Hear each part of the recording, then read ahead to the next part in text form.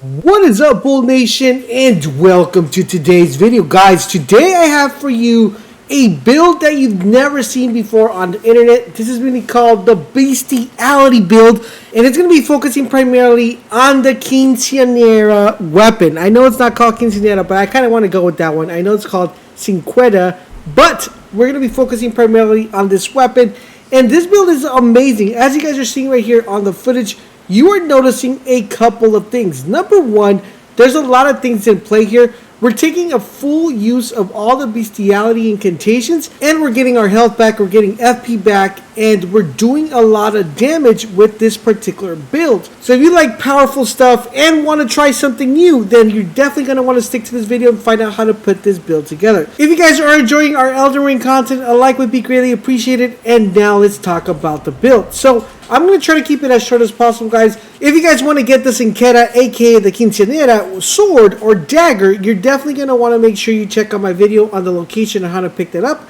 I'll definitely leave it right there in the annotation and also in the description. So this is going to be our main weapon we're using. Now, the reason why we like this particular weapon is because it gives us the ability to have the dash of war that allows us to make sure we do this. We do the little slide, okay, which is really effective because when we're fighting enemies, this allows us to actually get away from the enemy or get up close to the enemy, cast our spell, and then get away really fast and really quickly. In addition to that, guys, this weapon gives us the ability to have a 10% boost to any incantations that have to do with bestiality, which makes it really awesome. Now, this particular weapon scales off strength and dexterity. Once fully leveled up, guys, you're going to be able to level this up all the way up to B tier for strength, making it really good. And the requirements are very low for this particular weapon. We're also pairing up this weapon with the Claw Mark Seal, which mine is fully leveled up to plus 25. You theoretically don't have to get it that high up, but I did want to test out to see how well it did when it was fully leveled up. This one also scales off of strength, which coincides perfectly with this because they're both scaling off of strength. But this one does scale out of faith, which you'll talk a little bit more about when we talk about the distribution of points. And this is really amazing because it boosts bestiality incantations. So both of these guys are doing a good amount of damage when it comes to boosting bestiality. This does 10% and this one does 10%, a total of 20% once paired together, which makes it really awesome. In addition to that, guys, we are going to be including other items that are going to make this build even more powerful. So for the gear, guys, the only thing that we're primarily using here, and I'm going to need your help, guys, is I haven't found any item that actually boosts either poise or boost bestiality, because that's what would be more beneficial here. But what I did find was this item right here, which gives us the ability to boost the mind for 3 more points. So 3 more additional points you actually get of mind, which is actually pretty cool, okay? Because we are going to be using a lot of mind because we're pretty much going to be casting the majority of the time. And we want to have our FP very effective, coming back fast, but we also want to have a really high mind stat so we can cast as much as we can. These guys are just pretty much for aesthetics, since this is a beast look. I did want to go and have a very neat, cool looking fashion wardrobe here that actually matched the build, which looks awesome. Next up, guys, we're going to go back to the equipment, and we're using the following, which is the Flock Canvas Talisman, which is going to greatly increase the potency of incantations. This is actually pretty good because remember, the bestiality incantations are incantations, so we're going to want to raise that up as well. We're also gunning the Faithful Canvas Talisman, which is going to raise the potency of incantations. So once again, these are the two of the same ones, raising the incantations here pretty fast and effective. Next up, guys, we're using the Essential Spirit Horn, which is going to restore your FP upon defeating enemies. Remember, we're going to be casting a lot of, as you guys saw in the video, we're going to be casting a lot of incantations. We're going to need our FP back, and this is a good way to actually have it.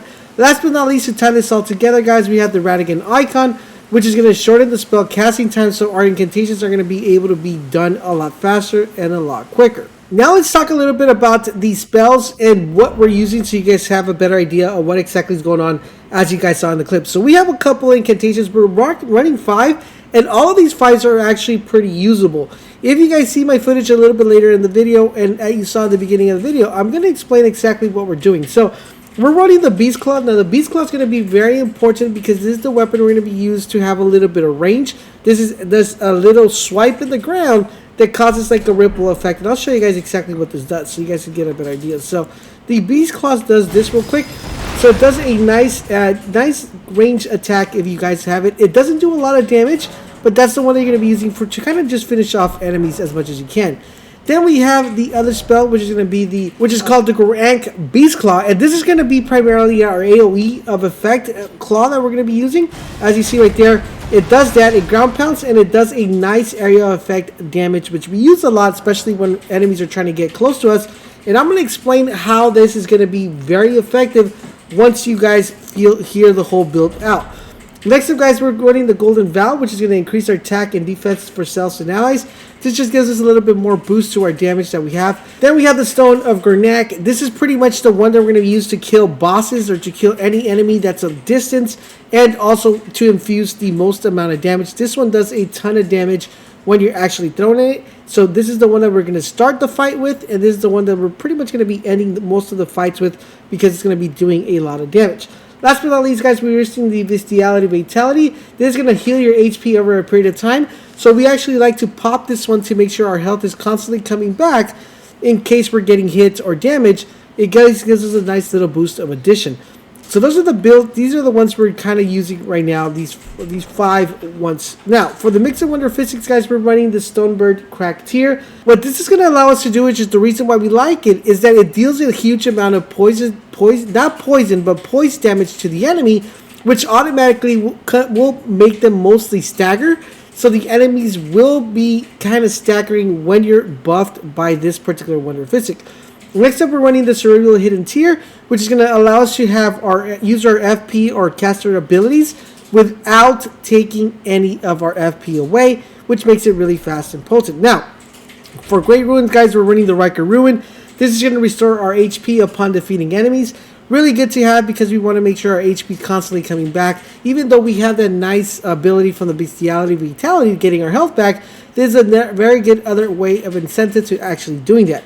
Now, I have a guide of where to pick this one up. If you guys don't have the idea of where to pick it up or how to actually activate it, you're more than welcome to check that guide as well. Now, on the top of that, guys, we also have our weapon, which, like I said, our weapon does really good amount of damage because we are pushing this with strength and dexterity. We're going to talk about exactly where we're spending our points, but I just want to share you guys a quick example of what the weapon does and how to use it. So, our primary weapon, which is going to be our light attack, it does that, but when we double tap it, it does 2 consecutive swings. Our heavy attack is a quick swipe, it's not slow, it's actually quick. If we do consecutive, it does almost the same amount of stuff as well. We have a jump attack, which does that. We have a jump light attack, which does that. So one's an upper and one is a lower. We have a dash one as well, which does that quick little dodge, okay, as you see right there. We have a nice one, which is like a little stab when you roll.